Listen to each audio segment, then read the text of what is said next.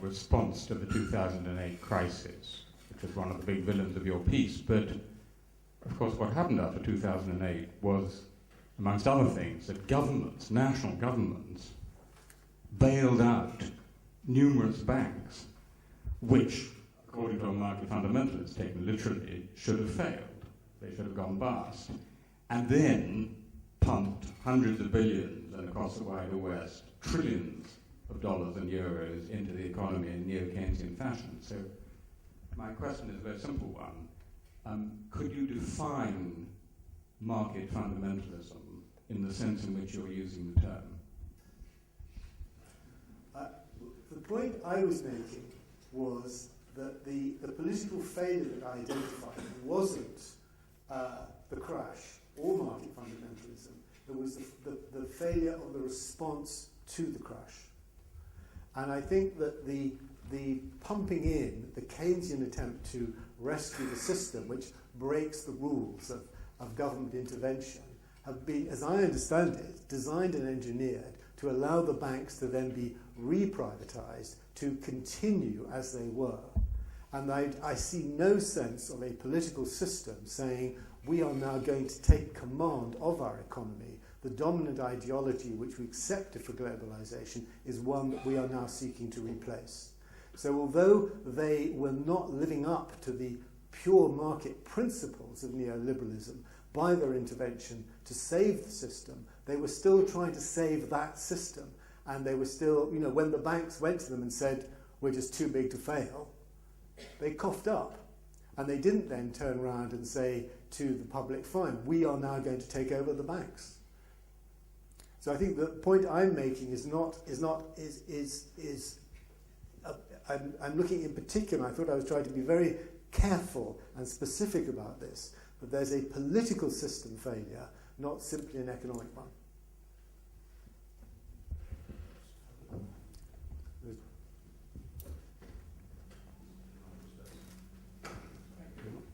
Thank you. My name is Clive Perrott. Yes, my point was similar to the last speaker's, that I want to question your use of the term market fundamentalism as a way of characterising what we're up against.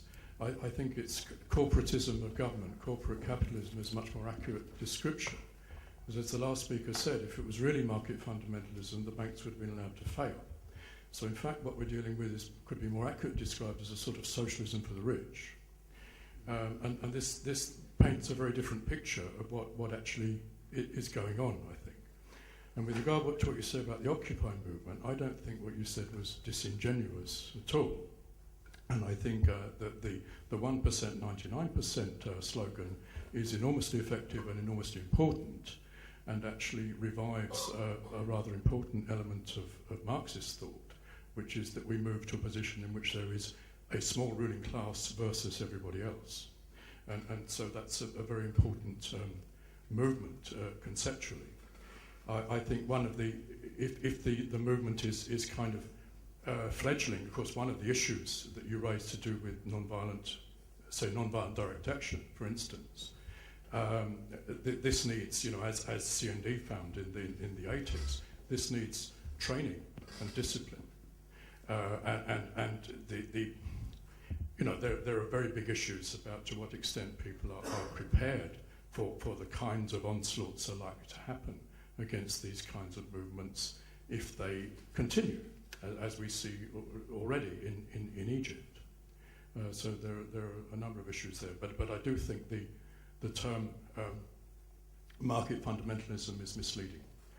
Because as you yourself said, the market, in the sense of kind of freedom of movement, development of new ideas, may be seen quite often as a positive force, as you see in the Occupy movement.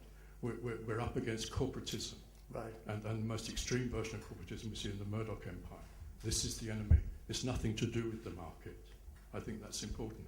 And also the movements we're seeing, they're not new. They go back to the Levellers, the Diggers, they go back to the Paris Commune. This is not new.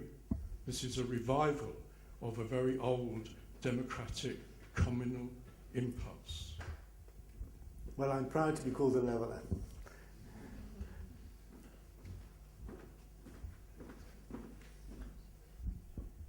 My name is Caspar Henderson. Anthony, thank you for a very inspiring lecture. You stressed the potential of the Occupy movement, and you came back to emphasise potential was the point. But I was struck by the contrast between that and, on the other hand, something in your early in the talk describing the UK in 2015, where UKIP is the third largest party. It was quite a gloomy scenario you presented. I guess that's the short term, 2015, and so you're thinking about a longer term. But my question maybe relates to whether you can really convince me of the potential of this movement, whether it, and if so, how it becomes engaged in many of the complex processes that we agree need addressing at national level and at international level. So, for example, I don't know if I hold with this, but you can hear the commentators at the New Yorker magazine say that perhaps OWS is a bit like the Tea Party, therefore they should get involved in the political process and take over the Democratic Party to some extent, as the Tea Party arguably has at least heavily influenced the Republicans, although God knows that hasn't led the Republicans in a very good direction, not least in terms of their own potential electability. If you take that route, you think very differently in different countries, and you mentioned Spain.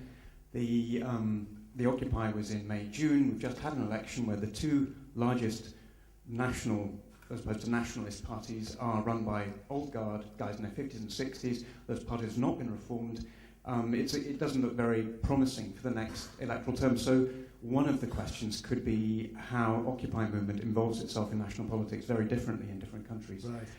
But very, very briefly on the end of that, you can argue also, you're looking at international systems of finance. We have to think about a whole new approach to international governance of finance. People talk about special drawing rights from the IMF, some meaningful reform in the system of governance of international finance, which must, one would hope, doesn't have to, but would be nice if it did, have a greater democratic element. That's a huge issue, but how would Occupy-type movements become involved in that kind of discussion in any meaningful and useful way? Maybe that's too big a question, so just ignore it.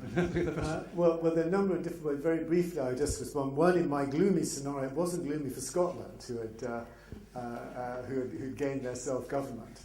I take the point about the fact that we're looking at and I think the previous gentleman was saying, there's going to be, if the Occupy movement doesn't just collapse and disappear, as it appears to be doing in Spain, there will be extremely vigorous attempts to oppose it.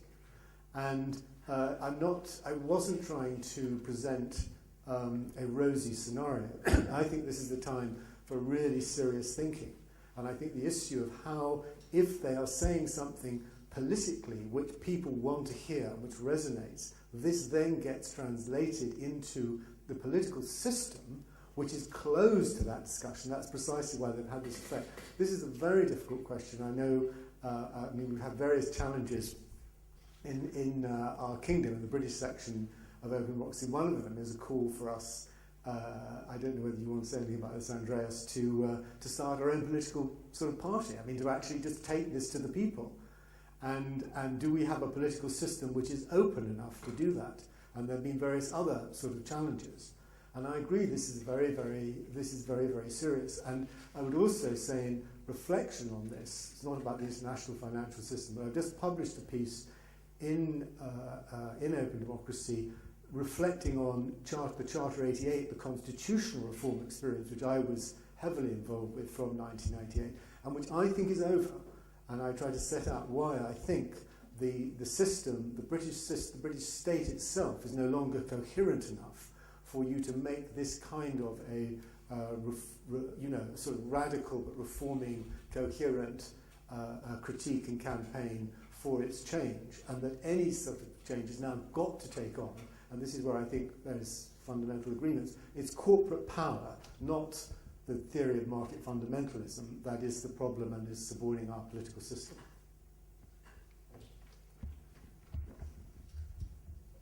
Hi, I'm Callum Gallagher. I'm just building on...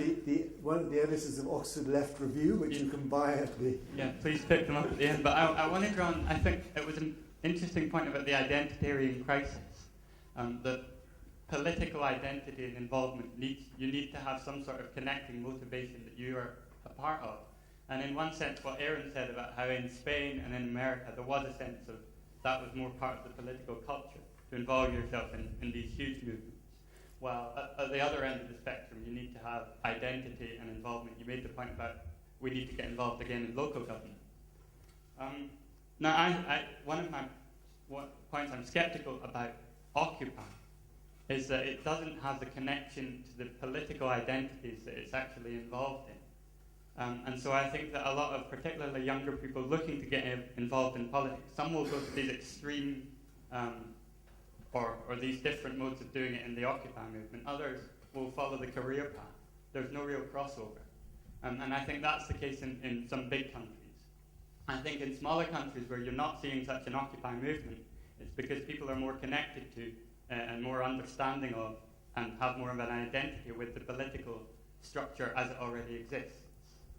And so, for example, in Scotland, you're not seeing an Occupy movement, but you are seeing more radical people trying to engage with the parties and the government itself. So I suppose my question is, well, so that requires some sort of political identity, perhaps national identity, but also an involvement in the political structures. And my question is a sort of skeptical question. I'm not sure Occupy is going to be able to do that and bring, lead to the sort of identity that is required for this sort of local government engagement you're talking about. No, I think you're right. I mean, I was talking about, I think David Marquand is over there. I take Callum's point. Yeah. Is this the last one? Oh dear. I feel this session is better than my speech, so I'm more, yeah. As you rightly said, David Marquand, I've got sort of linked two questions. One of the things that always struck me about Raymond Williams, whom I didn't know personally, unlike you, is that he seemed to me to always be rather ambivalent about the state. And it seemed to me that you too are being ambivalent about the state. In one breath, you are saying, hey, it's wonderful, these people are fed up with the state, they want to get beyond the state, and so on. And then on the other hand, you talk about the huge agglomerations of global economic power. And it's very, very difficult, at least for me, to imagine how they can be countervailed, much less controlled, without states or a state. So that's my first question. Would you agree with that, and would you like to expand on it? And then linked with that is perhaps a more confused question. You and I and all of us here think and say that we are acting in accordance with it's a moral critique, above all, that we're trying to make. Well, fine. In the name of what morality are we trying to act? Do we really know? There was a morality in traditional socialism.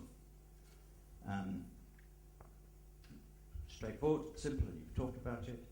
What is the morality that is behind this? Can it be somehow distilled and made coherent and made to sing? So far, I don't think it has been. Yes, thank you. Well, I think there are 2 points. The one about the state, I agree with you. Raymond's ambivalence to the state was partly the experience of seeing the Soviet Union presented as the model state for socialist politics. And he was, in a very profound way, a Democrat. And Democrats have a very ambivalent, necessarily and properly ambivalent relationship towards the state when the states are not democratic. And so my own view is we need government, and governments need organizations, they need states, they need structures, but we need states that people feel are assisting our self-government and are not taking our liberties from us and are not governing over us, removing us from having the capacity to be free men and women in the name of a greater good articulated by the state. So I think that ambivalence of this mighty power which we need, but which becomes a power over and against us, is a necessary and a justified ambivalence. And my own relationship to the state, and this is why I made this reference to Charter 88, is, I think in this country in particular, where people are both pragmatic and fair-minded, if I can not sound like Gordon Brown, is that people would make good use of a democratic state. They would be scrupulous. It could work. And one of the reasons why those reforms that we got through, whether this is the Scottish Parliament, the Welsh Assembly, the London Mayor, human rights, freedom of information, when we've had real reform happen in this country, it has worked. People have stepped up to the mark. They have released energy and effectiveness. So I think that you can have democratic states. I definitely, passionately think that. I don't think we have that at the moment. And I think the problem of the corporate capture of the state is the sort of produce a double problem of democracy. Even if you did get a democratic state, how would it then take some grip on corporate power? And part of my answer to that question is that we've got to start to engage in the economy. If we are large numbers of people, we've got to be able to exercise that, in terms of, the banks are banking with our money, to take a very simple example, and we ought to be able to, if we can't take on that kind of an organisation in a free and open way, then obviously, the system will punish us and carry on. And in terms of morality, I would just say that I think this quote, which I think is a particularly fine one in the book, this is the new edition, I think that we should all buy it, is that this phrase that Raymond used about we need a revolution in societies where any class of people are not able to become whole human beings. And I think that's an ethical judgment.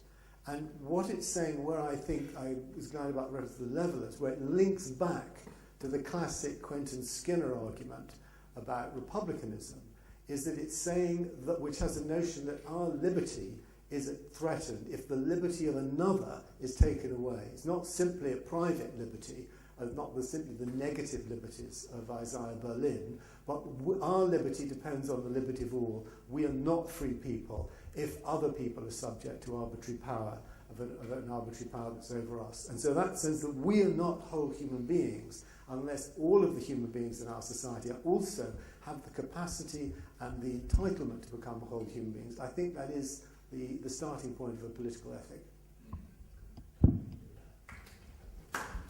Thank you very much.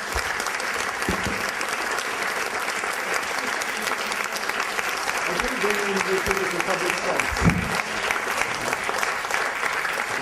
You want to say something?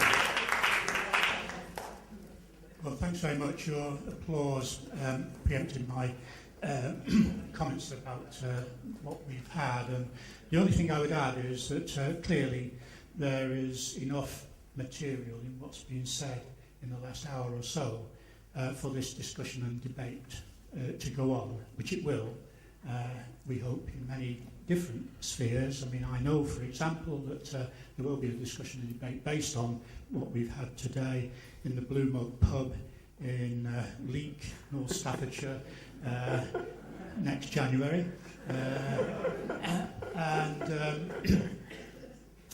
I hope as well, of course. Can I add a footnote? Sorry, because I do want to do this. I'm sorry, I was going to ask Bill to bring Bill Thompson, who's here from the BBC's Digital Public Space. I won't ask you to say anything, Bill, but the point is that what I understand you're helping to build there is something which is an aspect of our government, but will be somewhere where we can download and look at, whether it's the BFI or BBC Archive. Part of our history is going to be made available in a new free, open fashion, properly tagged and accessed. And this is, so there are other ways of looking at the issue of government, which I think people are, and creating a larger, more accessible, democratic and usable public space. So thank you for that. Thanks very much. And now Raymond would have loved it. There is a reception and book launch and some wine available through the door at the back and to the left. And so we hope as many as possible will be able to informally continue this discussion over a glass of wine or fruit juice. Thank you very much.